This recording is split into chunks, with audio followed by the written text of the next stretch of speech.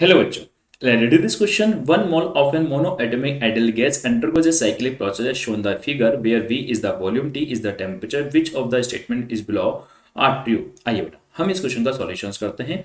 हमें temperature volume में graph दे रखा है बेटा।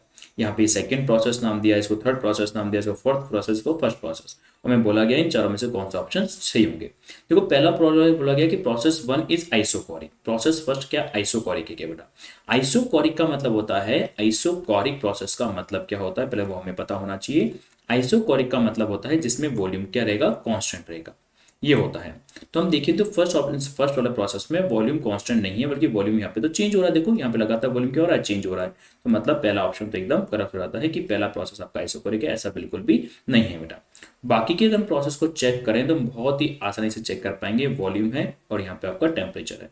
यहाँ पे ग्राफ कुछ इस प्रकार से ग्राफ आपको बना के दिए गए हैं बेटा, इस प्रकार से दिए गए हैं और ये ग्राफ ऐसे फ्लो कर रहे हैं बेटा। इसमें हमें अब आगे क्या चेक करना है, इसे अपने सेकंड प्रोसेस नाम दिया है, इसको अपने थर्ड प्रोसेस नाम दिया है, इसको अपने फर्स्ट प्रोसेस नाम दिया है, इसको अपने फोर्थ प्रोसेस नाम दिया है।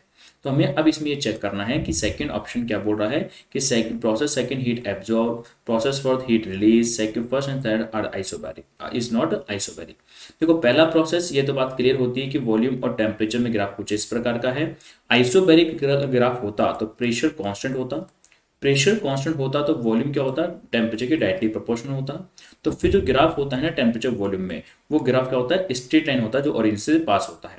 और ये ग्राफ स्ट्रेट लाइन नहीं है, तो ये भी ग्राफ स्ट्रेट लाइन नहीं है और ये भी ग्राफ स्ट्रेट लाइन नहीं है। तो ये बात तो क्लियर है कि ये ऑप्शन एकदम करेक्ट है कि पहला और तीसरा ग्राफ आपके आइसोबैरिक नहीं है। आइसोबैरिक होते तो स्ट्रेट लाइन ग्राफ होते ओरिजिन से पास होते बेटा। और ये बात मैंने कैसे लिखी, आइडियल गैस इक्वेशन से लिखी है, पीवी बराबर एनआरटी। अगर प्रेशर कांस्टेंट तो volume is directly proportional temperature, graph is straight line passing through the origins. तो पहला तीसरा ग्राफ आइसोबैरिक नहीं है, ये बात तो क्लियर हो जाती है। और पहला ऑप्शन इसलिए गलत है कि पहला ऑप्शन में इसमें बोला कि प्रोसेस वन इज आइसोकोरिक, तो आइसोकोरिक भी नहीं है, वॉल्यूम कांस्टेंट नहीं, वॉल्यूम लगाता है बल्कि इसमें डिक्रीज हो रहा है। तो मतलब यहाँ पे ये भी ऑप्शन गलत हो जाता है। अब बच्चे दूसरे तीसरे ऑप्शन को भी चेक करना, बी और सी को। सेकंड प्रोसेस हीट एब्जॉर्ब कर रहा है ऐसा बोल रहा है। तो देखो यहाँ पे इसमें हम ध्यान से देखें तो टेम्परेचर क्या है, कांस्टेंट है। टेम्परेचर कांस्टेंट होने का मतलब है कि चेंज इन इंटरनल एनर्जी जो है आपकी वो जीरो हो जाती है, क्योंकि चेंज इन इंटरनल एनर्जी किस पर डिपेंड करती है, चेंज इन टेम्परेचर पर डिपेंड करती है। क्योंकि हम जानते हैं कि चेंज इन इंटरनल एनर्जी का जो फॉर्मूला होता है वो होता है F/2 NR डेल्टा टी। अब जब डेल्टा टी ही जीरो है तो आपकी चेंज इन एनर्जी जीरो हो गई। वर्डन हम जानते हैं बेटा, अगर वॉल्यूम बढ़ रहा होगा तो वॉल्यूम इसमें बढ़ रहा है, वॉल्यूम देखो लगातार बढ़ रहा है, तो वर्डन क्या होगा, पॉजिटिव होगा, क्योंकि वॉल्यूम इंक्रीज है। तो वर्डन पॉजिटिव होगा तो फर्स्ट लॉ ऑफ थर्मोडायनेमिक्स क्या कहता है कि Q बराबर डेल्टा यू प्लस वर्डन होगा। वर्डन आपका जीरो है, डेल्टा यू पॉजिटिव है, तो फाइनली हीट भी पॉजिटिव हो गई। तो मान ली हीट पॉजिटिव होने का मतलब है हीट क्या हो रही है, इसमें एब्जॉर्ब हो रही है।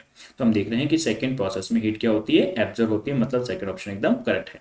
फोर्थ ऑप्शन है इसमें हीट रिलीज होगी क्या, फोर्थ ऑप्शन ये रहा। इसमें देखें तो बड़ा इसमें भी क्या है, टेम्परेचर कांस्टेंट है। टेम्परेचर कांस्टेंट तो चेंज इन इंटरनल एनर्जी क्या हो गई, जीरो हो गई।